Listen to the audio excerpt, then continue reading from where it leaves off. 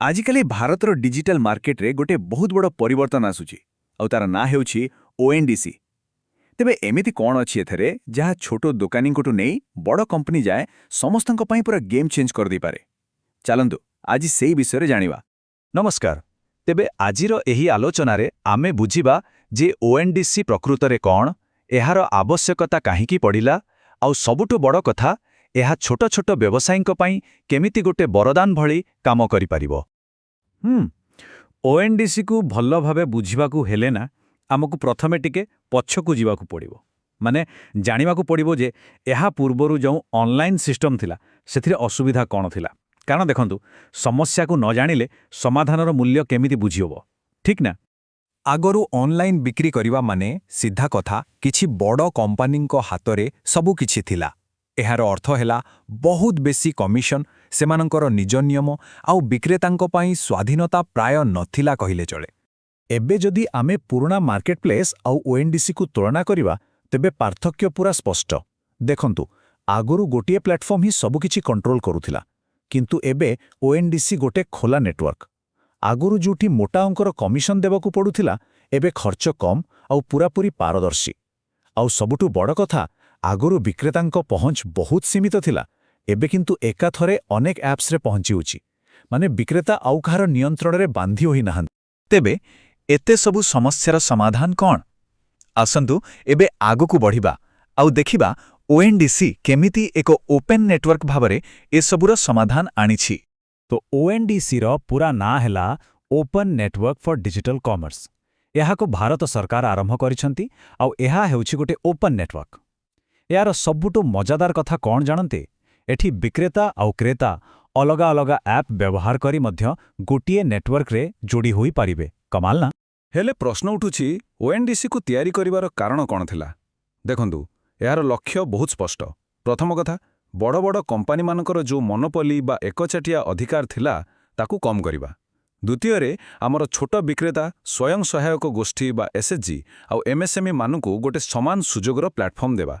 या छड़ा स्थानीय दुकानी को सारा देश में पहुंच जाइबा आउ ग्राहक मानकू मध्य अधिकरु अधिक ऑप्शन देबा। ए सबु थिला एहार मूल उद्देश्य। एही पूरा कॉन्सेप्टटा जदि टिके जटिल लागुथाए तेबे चिंता करंतुनी। चलंतु गोटे बहुत सरल उदाहरण नहीं एहाकू बुझिबा। एई उदाहरणटा देखंतु ओएनडीसी को गोटे रास्ता सह तुलना करा जाय पारे। जेमिति रास्ता को समस्ते व्यवहार करंती किंतु तार मालिक केही नहंती, सेमिति ओएनडीसी होची गोटे पब्लिक इंफ्रास्ट्रक्चर जहा व्यवसाय पई समस्तंको पई खोला। आउ गोटे बढ़िया उदाहरण हेउछि आम मोबाइल नेटवर्क। भाभी देखंतु तो आम पाखरे अलगा अलगा कंपनीर सिम कार्ड थाए, किंतु आमे समस्ते सेही गोटिए नेटवर्क रे कथा हेउ। ओएनडीसी मध्य ठीक सेमिति ही काम करे। तेबे ए सबुरु आमे कौन बुझिले? मोटामोटी कथा हेला ओएनडीसी माने ऐप अलगा अलगा होई पारे, किंतु व्यवसाय पई नेटवर्क केवल गोटिए। एहा ही सबु क्रेता और विक्रेता ऐप को गोटिए डिजिटल बाजार रे एकाठी करुछि। अच्छा, ए सबु तो गला कॉन्सेप्ट कथा, किंतु प्रकृतरे जने छोट दोकानी बा विक्रेतांक पई एहार लाभ कौन? चलंतु एबे से विषय जानिबा।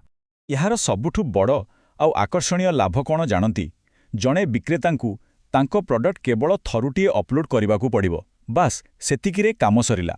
तापरे तांको प्रोडक्ट मिलेगा.online, पेटीएम, फोनपे परी जेते भी बायर आप अच्छी सबुथिरे देखा जिवो। टिके कल्पना करंतु यह केते बड़ सुजोग। तेबे विक्रेता माननको आउ कौन कौन सुविधा मिलुछि? प्रथम कथा हेला सेमाननको आउ कोनोसी गोटे प्लेटफॉर्म उपरे निर्भर करिबाकू पड़िबनी। द्वितीय रे निज जिनिसर दाम से माने निजे ही ठीक करि पारिबे। आउ तृतीय रे सारा देशर ग्राहकंक पाखरे पहुंचिबार एक बड़ सुजोग मिलिबो आउ ता सहित सरकारी समर्थन थिबारो गोटे विश्वास मध्य रहिबो। तेबे प्रश्न आसुछि ओएनडीसी रे किए सबु विक्रेता होई पारिबे? आउ एहार उत्तर हेला प्राय समस्ते। आपणक पाखर दोकानी बा किराणा दोकानी, हस्तशिल्प कारीगर, स्वयं सहायक गोष्ठीर सदस्य, खाद्य बिकाली, फैशन विक्रेता, एपरिकी गाँरे थिबा उद्योगी माने मध्य समस्तंक पई एहार द्वार खोला। ठीक अछि, ओएनडीसी विषय रे ता आमे बहुत किछि भल कथा जानिले, किंतु एहार वास्तवता को मध्य बुझिबा निहाती जरूरी। चालंतु किछि गुरुत्वपूर्ण कथा उपरे नजर पकाइबा। मुख्यतः तीनोटी कथा सबुबेले मने रखिबाकू हेबो। प्रथम, ओएनडीसी गोटे नेटवर्क, एहा कोनोसी ऐप नुहे। द्वितीय, विक्रेतांकू किछि नियम और अनुशासन मानिबाकू पड़िबो, जेमिति कि ठीक समय रे डेलीवरी करिबा, ଜିନିଷର କ୍ୱାଲିଟି ଭଲ ରଖିବା ଆଉ ପ୍ୟାକେଜିଂ ଉପରେ ବି ଧ୍ୟାନ ଦେବା। ଆଉ ତୃତୀୟ କଥା ହେଲା, ହଁ, ଏହି ନୂଆ ସିଷ୍ଟମକୁ ଶିଖିବା ପାଇଁ ହୁଏତ ଟିକେ ସମୟ ଲାଗିପାରେ, କିନ୍ତୁ ଥରେ ଶିଖିଗଲେ ଏହାର ଲାଭ ବହୁତ ଦୂରଗାମୀ। ତେବେ ଶେଷରେ କହିବାକୁ ଗଲେ ONDC ହିଁ ହେଉଛି ଭାରତର ଡିଜିଟାଲ ବାଣିଜ୍ୟର ଭବିଷ୍ୟତ। ଏହା ଲକ୍ଷ ଲକ୍ଷ ଛୋଟ ବ୍ୟବସାୟୀଙ୍କୁ ସଶକ୍ତ କରିବାର ଅପାର କ୍ଷମତା ରଖେ। ଆଗାମୀ ଆଲୋଚନାରେ ଆମେ ଏହାର ନେଟୱାର୍କ ମଡେଲ ବିଷୟରେ ଆହୁରି ଗଭୀର ଭାବେ ବୁଝିବା। ସେ ପର୍ଯ୍ୟନ୍ତ ଧନ୍ୟବାଦ।